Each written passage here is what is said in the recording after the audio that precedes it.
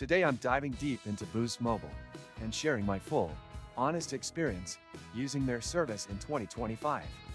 I tested this mobile carrier in a range of real-world situations, urban areas, highways, and some fairly remote zones, to understand exactly what you can expect when you sign up with Boost. The onboarding process was fairly straightforward. I ordered a SIM directly from their website, which arrived in about 3 days.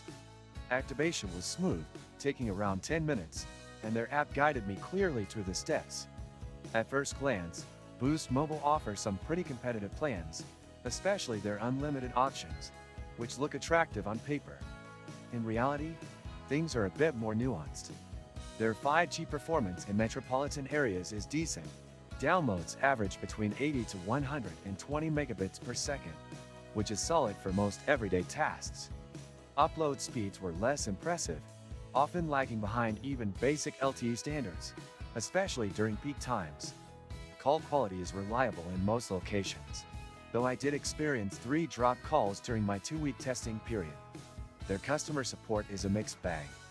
I reached out via chat and phone support to test response times and accuracy. While the live chat agent was polite, it took over 25 minutes to get a basic question answered. Phone support was slightly faster, but felt scripted and not always knowledgeable. The biggest value for Boost lies in its pricing structure. You get a lot for a relatively low monthly cost. Their family plans are particularly strong, and the addition of hotspot data is a bonus. That said, the data prioritization can be frustrating. In congested areas, you often notice significant slowdowns that can affect streaming or even basic browsing. Once, I got stranded without signal at Istanbul Airport. Since then, I always carry YesIM, unlimited data, instant connection, zero panic. This and many other useful links you can find in the description. Roaming coverage is another weak point. While they advertise nationwide coverage, this is heavily dependent on which network they're piggybacking off of at any given time.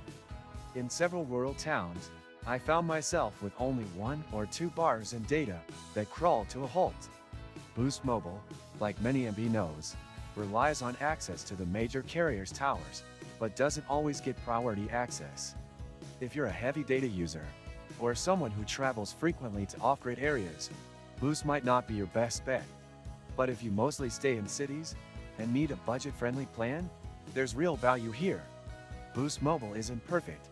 There are latency issues, signal inconsistency, and mediocre customer service. But for the price, it competes well with other prepaid carriers. If this review helped you, don't forget to hit the like button and subscribe for more brutally honest reviews like this one.